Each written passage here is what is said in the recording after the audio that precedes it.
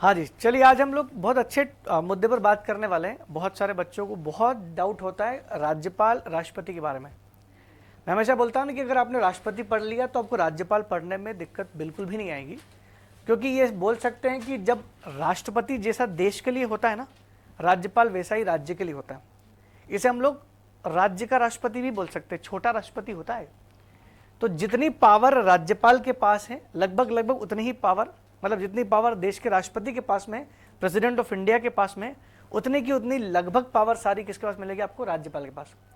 अगर आप लोग, जैसे मैंने आपको यहाँ पर बता रहा हूँ, मैं सारा ये लिखा हुआ आर्टिकल, अगर आपने इस तरह से इसको करना सीख लिया तो आपको राज्यपाल राष्ट्रपति से संबंधित जितने भी डाउट्स है वो वैसे क्लियर हो जाएंगे। एक एक आर्टिकल को मैं कंपेयर करके बताऊंगा कि जो शक्ति राष्ट्रपति के पास यहाँ है ना, वही शक्ति राज्यपाल के पास यहाँ भी है। सबसे पहली बात करते हैं आर्टिकल नंबर 74 पे। आर्टिकल नंबर 74 में बात की गई है मंत्री परिषद के बारे में। मंत्री परिषद के बारे में इसमें लिखा है कि राष्ट्रपति की सहायता के लिए एक मंत्री परिषद होगा, केंद्रीय मंत्री परिषद, यूनियन काउंसिल ऑफ मिनिस्टर। वही बात आर्टिकल नंबर 163 में यहां भी कही गई, एज इट इज कही गई है कि राज्यपाल की सहायता के लिए एक मंत्री परिषद होगा।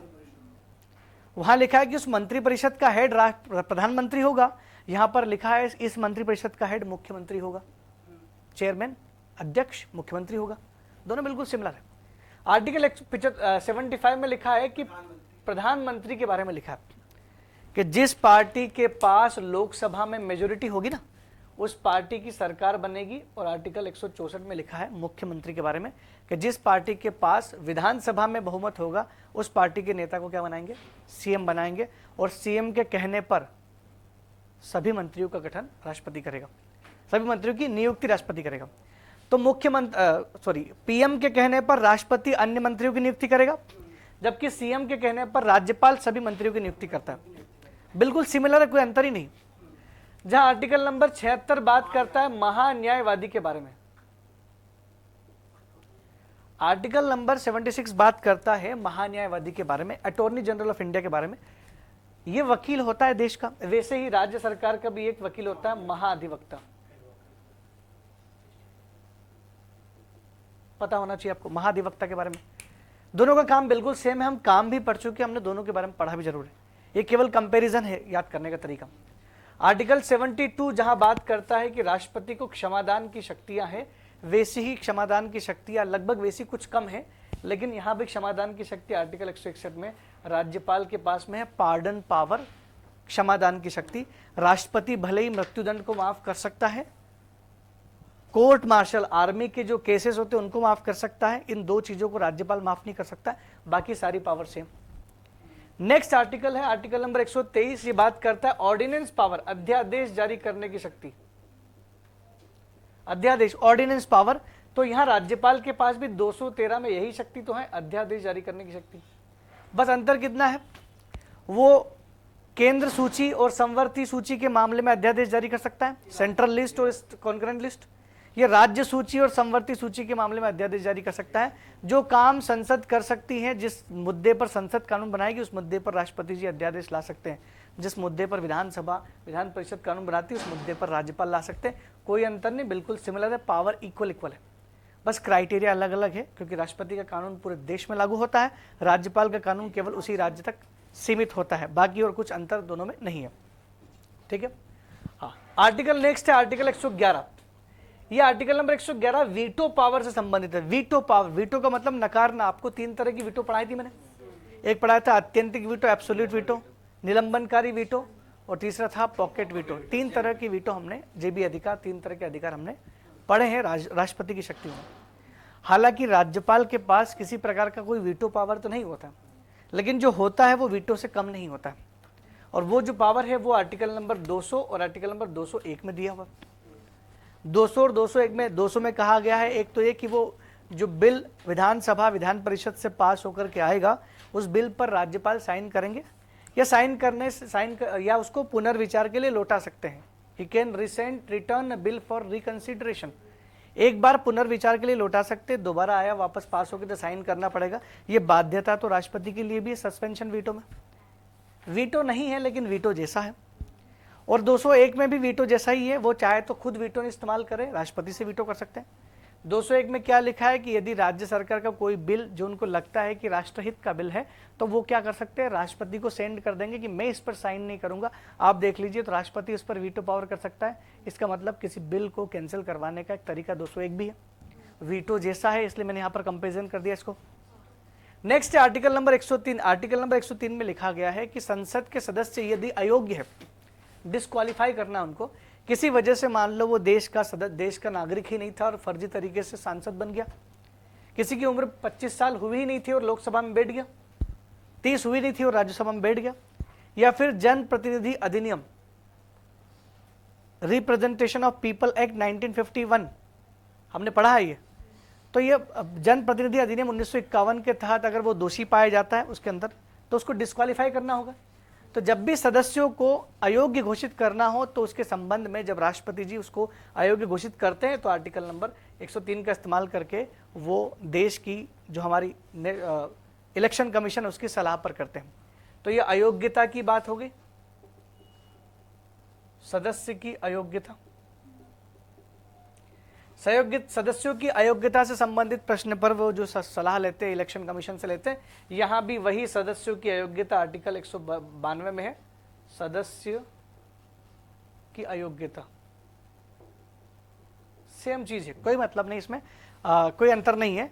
राज्यपाल भी इलेक्शन कमीशन से सिफारिश लेकर के अयोग्य घोषित कर सकता है और राष्ट्रपति भी कर सकता है, दोनों में सिमिलरिटी है। ये विधानसभा विधान परिषद के सदस्यों को अयोग्य घोषित कर सकता है, ये संसद के सदस्यों को अयोग्य घोषित कर सकता है, इतना सा डिफरेंस है।